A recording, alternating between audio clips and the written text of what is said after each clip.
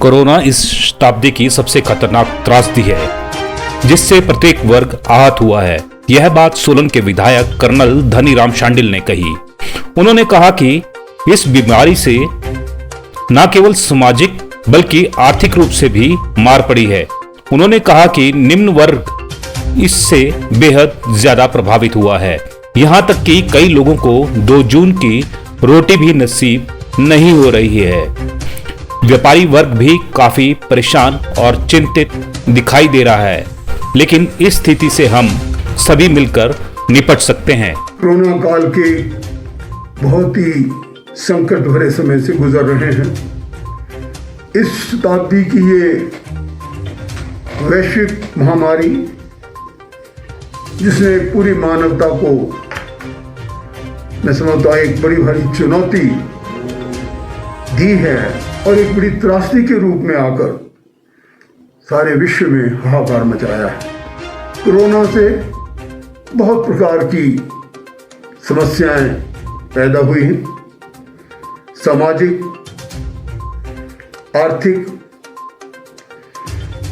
आर्थिक संकट यहाँ तक पहुँच गया है कि इन्हीं कई क्षेत्रों में तो 2 समय की रोटी भी नसीब होना मैं समझता हूँ एक चुनौती के रूप में आगे आ गया है। और इसी प्रकार से आर्थिक संकट यहाँ तक पैदा हो चुका है कि अगर व्यापारी वर्ग इसी प्रकार से चलता रहा तो बहुत सी अन्य समस्याएं उत्पन्न हो जाएंगी और सचमुच में समाज और खासकर कमजोर वर्ग, नीचे वाला वर्ग भुखमरी की कगार पर भी खड़ा हो सकता है। युवाओं में बेरोजगारी जिससे बहुत सी दूसरी समस्याएं उत्पन्न होती हैं और ये प्रकार से मैं समझता हूँ ऐसा काल आया है कि जिसका हमें सब लोगों को मिलजुल कर सामना करना होगा। उन्होंने पूर्व सैनिकों को भी आह्वान किया है और कहा है कि इस संकट काल में भी जिस तरह सभी ने अपने कार्यकाल में बड़े बड़े युद्ध लड़े और जीत भी हासिल की, उसी तरह अब एक बार फिर से मौका आया है जिसमें वह अपना युद्ध कौशल दिखा सकते हैं और कोरोना को हराने के लिए महत्वपूर्ण भूमिका भी निभा सकते हैं। मैं जहां पूरी जनता से अपील करता हूं कि हम एकजुट होकर इस महामारी का सामना करें, वहीं आज अपने पूर्व सैनिक साथियों से भी विशेष रूप से आह्वान करना चाहूँगा कि जिस प्रकार से हमने सेवा काल में पूर्ण समर्पण से देश की रक्षा, सुरक्षा, हर प्रकार की चुनौती का सामना किया और जिस देश सेवा की भावना से हम चलते रहे, आज उसको ज़मीन पर एक बार फिर उतारने की ज़रूरत महसूस हुई है और इस विपदा की घड़ी में वही जज्बा हमें दिखाना होगा। मैं तो स्वयं 3 युद्धों में भाग ले चुका हूँ और कई एक हमारे साथी जो 62, 65 और 71 के लड़ाई मेरे साथ थे, वो सब इस बात को मानेंगे और हम सभी जानते भी हैं कि किसी भी युद्ध को, ये तो महायुद्ध है, तो महायुद्ध से भी ऊपर है, इसमें हमेशा रणनीति होनी चाहिए। उस रणनीति को फॉलो करना होता है। उन्होंने कहा कि कांग्रेस राष्ट्रीय अध्यक्ष सोनिया गांधी और राहुल गांधी ने कई माह पहले केंद्र सरकार को कोरोना महामारी के बारे में चेताया था, लेकिन उस समय केंद्र सरकार ने उनकी चेतावनी पर कोई भी गौर नहीं किया, जिसका खामियाजा सभी देशवासी भुगत रहे हैं। हमारे कांग्रेस अध्यक्ष श्रीमती सोनिया गांधी जी ने और श्री राहुल गांधी जी ने भी इस बारे में, जब ये लगभग 1.5-2 साल पहले आरंभ हुई थी, इस प्रकार की ये घड़ी, ये चेतावनी दी थी और मैं समझता हूँ उनको एक प्रकार से इग्नोर किया गया और आज उन सब चीजों का खामियाजा हमारे सामने है। उन्होंने कहा कि प्रदेश में 18 से 44 साल के युवाओं को वैक्सीन नहीं मिल रही है। वेंटिलेटर्स की प्रदेश में भारी कमी देखी जा रही है। वहीं एम्बुलेंस जैसी मूलभूत सुविधाएं भी लोगों को उपलब्ध नहीं हो रही है, जिसकी वजह से लोग बेहद परेशान हैं। यही दिक्कतें सोलन में भी देखने को मिल रही थी। इसलिए उन्होंने सोलन वासियों के लिए फोर्स कंपनी की अत्याधुनिक सुविधाओं से लैस एम्बुलेंस देने के लिए न केवल घोषणा की बल्कि उसके लिए राशि भी जारी कर दी है। यह एसी एम्बुलेंस वीआईपी नहीं बल्कि आम आदमी के लिए दी जा रही है। उन्होंने कहा कि सोलन वासियों की सुरक्षा के लिए 10 लाख रुपए वे पहले से ही जारी कर चुके हैं, जिससे क्षेत्र को सैनिटाइज किया जाएगा और आवश्यक सामग्री भी दी जाएगी।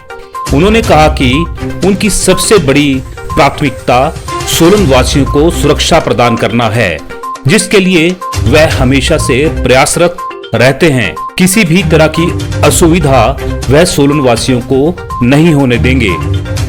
कोरोना के इस संकट काल में वह सभी सोलन वासियों के साथ खड़े हैं। सबसे पहली जो टेस्टिंग की सुविधाएं हैं वो बहुत कम है। वैक्सीन की बेहद कमी हमारे सामने आज है। ये 18 से 44 साल के बीच का जो आयु वर्ग का हमारा जनसंख्या का भाग है, वो काफ़ी देर तक उन्हें इंतज़ार करना होगा जब वैक्सीन लगेगी। इसी प्रकार से वेंटिलेटर्स की कमी है, जो सांसों के लिए तरस रहे हैं हमारे। एम्बुलेंस की कमी है। मैं तो इन्हीं सब चीज़ों को ध्यान में रखते हुए अपने विधानसभा क्षेत्र में यह निर्णय लिया है कि हम कम से कम 2 एम्बुलेंस अपनी विधायक निधि से खरीदेंगे। और मैंने स्वयं इनके डॉक्यूमेंट देखे हैं, जो हमारे पास एक अत्याधुनिक सुविधाओं से लेस है। वो फोर्स कंपनी की गाड़ी है, जिसमें लगभग रोगी के साथ उसके अगर अटेंडेंट भी बैठना चाहे आराम से बैठ सकते हैं। इसमें और सब सुविधाएं हैं, ऑक्सीजन सिलेंडर है और इसी प्रकार से एसी है, और इसकी कीमत 13,23,800 है एक गाड़ी की। इससे पहले मैंने 10 लाख रुपए दिए थे, जिसमें हम ऑक्सीमीटर, सैनिटाइजर, मास्क और दूसरी जितनी भी छिड़कने की दवाइयां ले सकते हैं। जो 10 लाख दिए थे वो मैंने इस प्रकार से बांटे हैं। कंडाघाट ब्लॉक को 4 लाख और सोलन का जो ब्लॉक है ग्रामीण क्षेत्र, जो कुछ हिस्सा हमारा निगम में आ चुका है, उनको 2 लाख। शहर सोलन को 2 लाख। कंडाघाट ब्लॉक और सोलन ब्लॉक को बीडीओज देखेंगे। सोलन शहर का जिम्मा निष्पादन का डीआरडीए देखेंगे।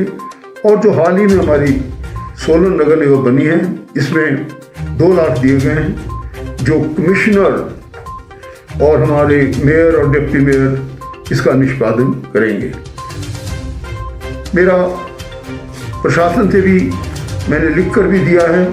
मैं चाहूँगा कि इसमें परचेज कमेटी का गठन हो और परचेज कमेटी की सारी प्रक्रियाएं, क्वालिटी और क्या किस प्रकार से चीज़ों को लिया जाए उनको देखेगी। और मैं स्वयं भी इस प्रकार की गतिविधियों को मॉनिटर करूँगा। और जो प्रदेश सरकार ने भी कुछ पंचायत स्तर पर धन दिया है, उसको भी मैं स्वयं मॉनिटरिंग करूँगा। मैं चाहता हूँ कि हमारे लोग बहुत जिम्मेवारी से और अनुशासन से अपना समय बिताएं और इस महामारी का डटकर मुकाबला करें। धन्यवाद। जय हिंद, जय हिमाचल। पिया तो रखे सा अभिमान, पिया तो बीती यादों से नाता सहेजना सीखा, हाथ थाम कर जिनके चलना सीखा, गिरने लगती जब तो उनसे संभलना सीखा। पिया तो रखे सा अभिमान, उनकी डांट से खुद को तराशना सीखा। पिया तो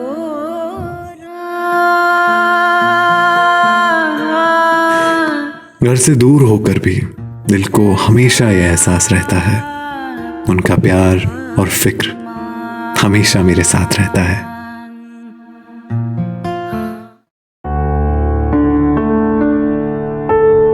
भूषण ज्वेलर्स, अनमोल रिश्तों के लिए।